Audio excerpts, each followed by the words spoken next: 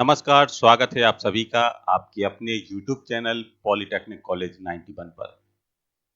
आज हम लोग जानेंगे कि काउंसलिंग प्रक्रिया को यदि इस तरीके से किया जाएगा तो आपको 100% गवर्नमेंट कॉलेज मिल जाएगा, क्योंकि यह काउंसलिंग प्रक्रिया डायरेक्ट संयुक्त प्रवेश परीक्षा पॉलिटेक्निक 2025 की सीट आवंटन काउंसलिंग प्रक्रिया के तहत है।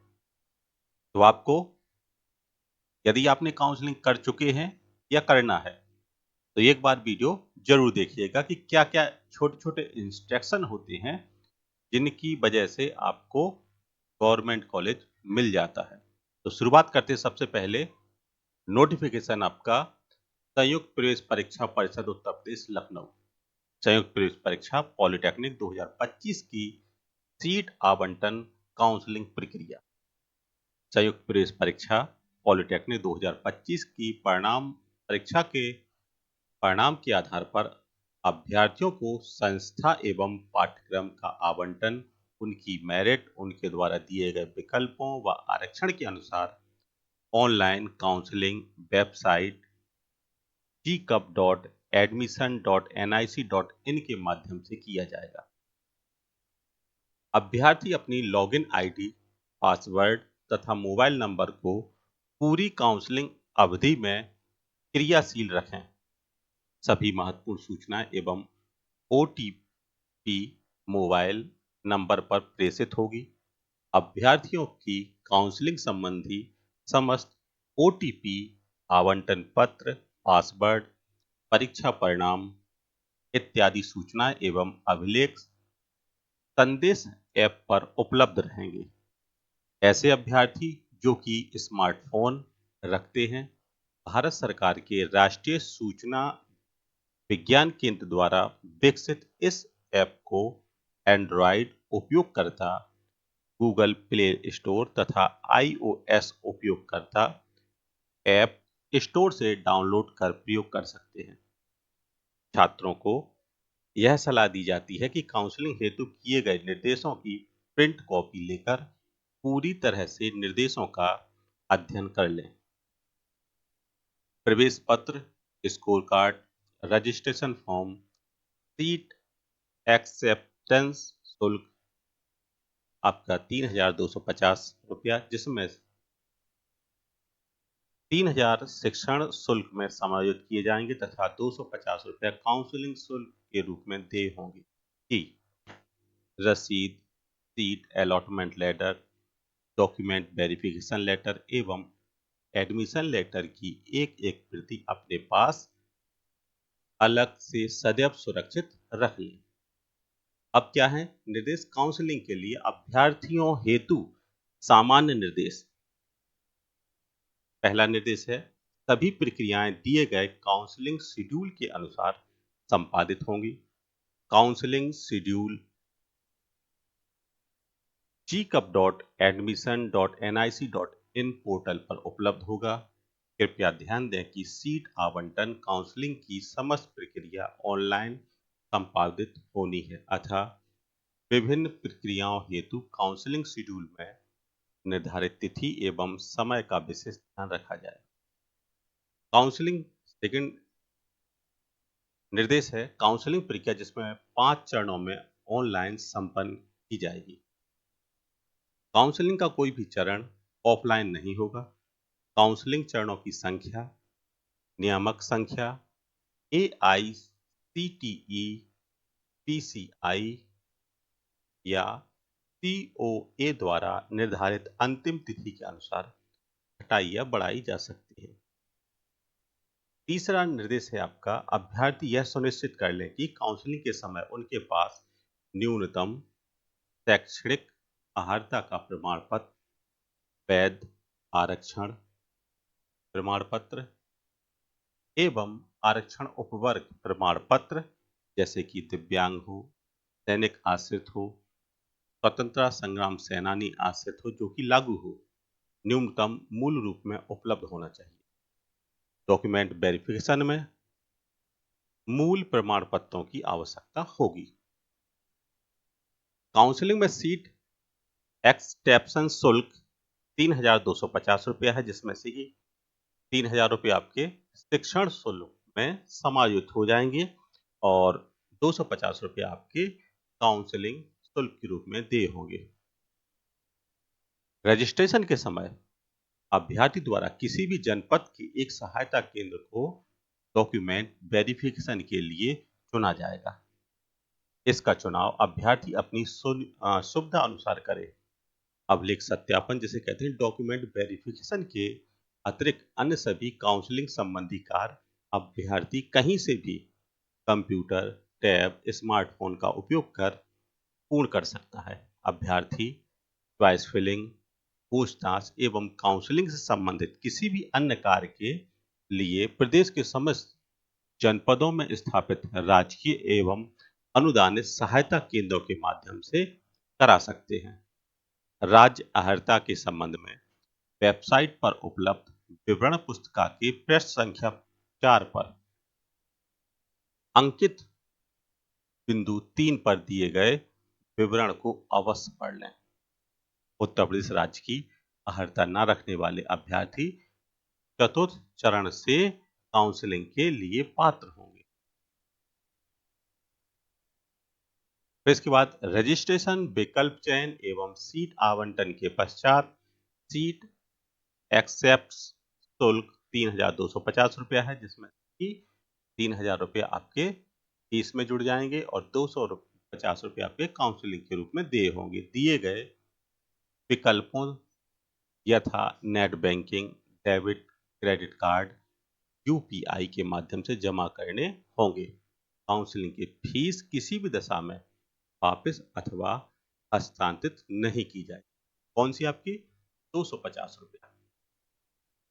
सातवां जो निर्देश है वो है अभ्यर्थी चॉइस फिलिंग, जैसे संस्था एवं पाठ्यक्रम विकल्पों का चयन कर कार्य लॉगिन आईडी एवं पासवर्ड की सहायता से करेगा। प्रत्येक अभ्यर्थी को उसके ग्रुपों तथा आरक्षण वर्ग के अनुसार संस्था एवं पाठ्यक्रम के विकल्प दिखेंगे, जिसमें वह अपनी वरीयता क्रम के आधार पर विकल्पों का चयन कर सकता है।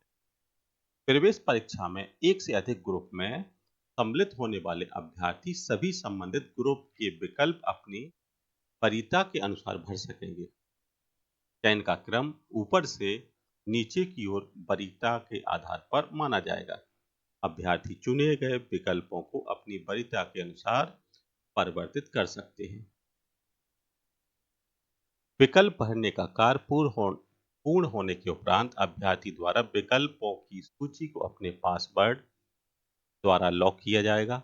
विकल्प लॉक करने के उपरांत उस चरण में कोई भी विकल्प बदलाव नहीं किए जा सकते हैं। काउंसलिंग के प्रत्येक चरण में असीमित विकल्प भरने की सुविधा होगी। भरे गए विकल्पों को अभ्यर्थी अपनी सुविधा अनुसार परिवर्तित कर सकते हैं। भरे गए विकल्पों के आधार पर ही सीट आवंटन प्रक्रिया की जाएगी। सीट आवंटन प्रत्येक चरण में निर्धारित तिथि को सीट आवंटन होगा। अभ्यर्थी का आवंटन मेरिट, संस्था व विकल्पों के आरक्षण तथा सीटों की उपलब्धता के आधार पर होगा। किसी भी अभ्यर्थी को उसके द्वारा चयनित विकल्पों के आधार पर केवल एक सीट आवंटित की जाएगी, भले ही अभ्यर्थी ने विभिन्न ग्रुपों के सीट विकल्प का चयन किया होगा। सीट आवंटन के पश्चात अभ्यर्थी की लॉगिन आईडी पर उसका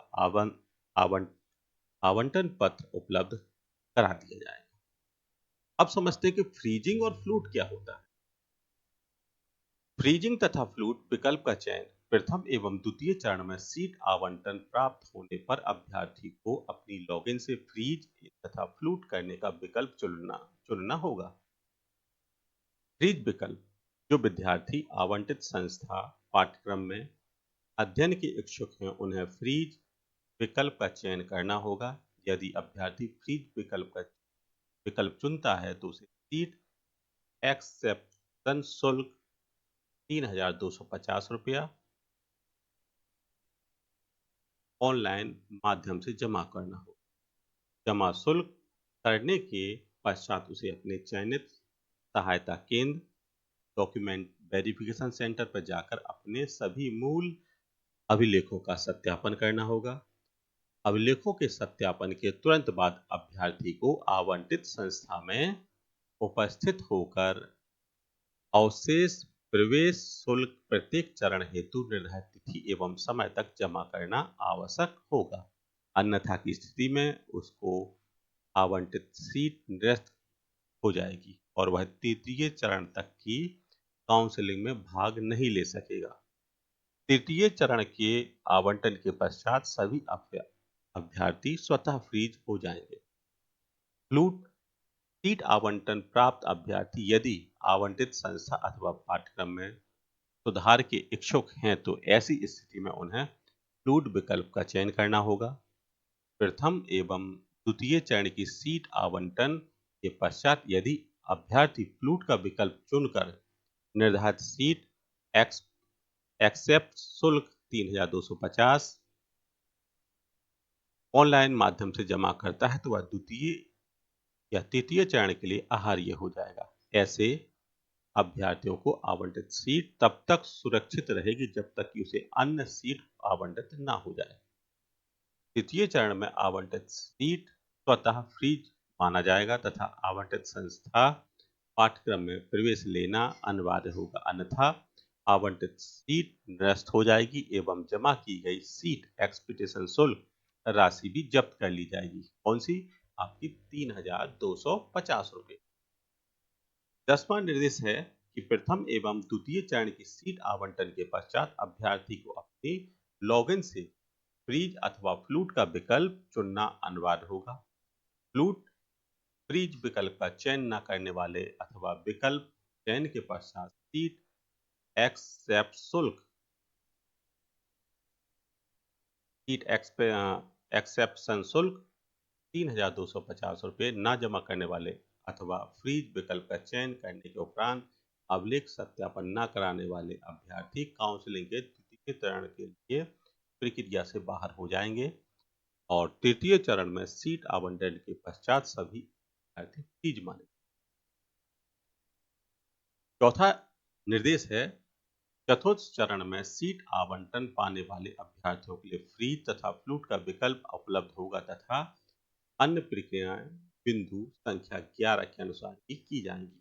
यह प्रक्रिया पूर्ण न करने पर अभ्यर्थी पंचम चरण की काउंसलिंग एवं प्रवेश प्रक्रिया से बाहर हो। पंचम चरण के आवंटन के पश्चात सभी अभ्यर्थी स्वतः फ्रीज हो जाएंगे तथा सीट एक्सेप्शन शुल्क 3250 रुपया ऑनलाइन माध्यम से जमा करना होगा। शुल्क जमा करने के पश्चात उसे अपनी चयनित सहायता केंद्र या डॉक्यूमेंट वेरिफिकेशन सेंटर पर जाकर अपनी सभी मूल अभिलेखों का सत्यापन करना होगा। अभिलेखों के सत्यापन के तुरंत बाद अभ्यर्थी को आवंटित संस्था में उपस्थित होकर अवशेष प्रवेश शुल्क प्रत्येक चरण हेतु निर्धारित तिथि एवं समय तक जमा करना आवश्यक होगा, अन्यथा की स्थिति में उसकी आवंटित सीट निरस्त हो जाएगी। यह प्रक्रिया पूर्ण न करने पर अभ्यर्थी इस वर्ष की काउंसलिंग एवं प्रवेश प्रक्रिया से बाहर हो जाए।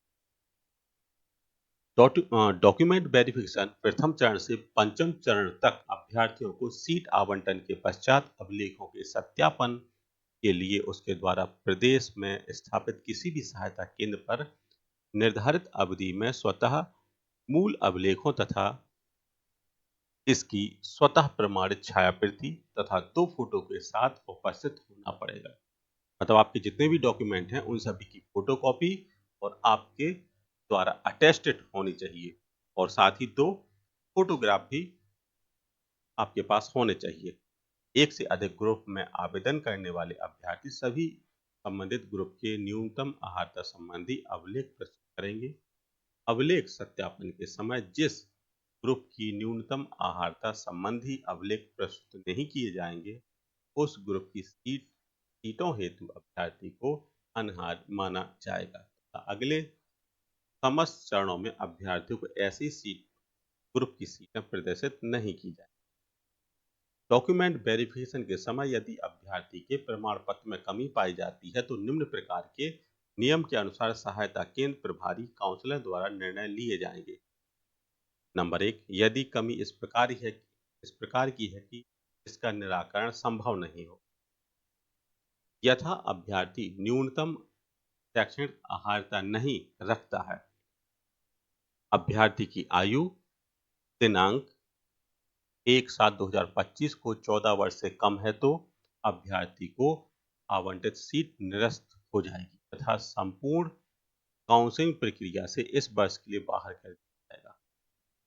यदि किसी तरह की कमी है जिसमें अभ्यर्थी को आवंटित सीट पर प्रभाव पड़ता है, यदि अभ्यर्थी को किसी आरक्षण वर्ग, जनरल, ईडब्ल्यूएस, ओबीसी, एससी या एसटी उपवर्ग, एमपी, एफएफ या पीएच या महिला कोटा या उत्तर प्रदेश राज्य से सीट आवंटित होगी परंतु अभ्यर्थी के पास आरक्षण वर्ग का प्रमाण पत्र नहीं है तो उसके आरक्षण वर्ग, उपवर्ग, जेंडर या राज्य को नियमानुसार अभ्यर्थी की लिखित सहमति से पोर्टल पर डॉक्यूमेंटेशन वेरिफिकेशन के समय परिवर्तित कर दिया जाएगा।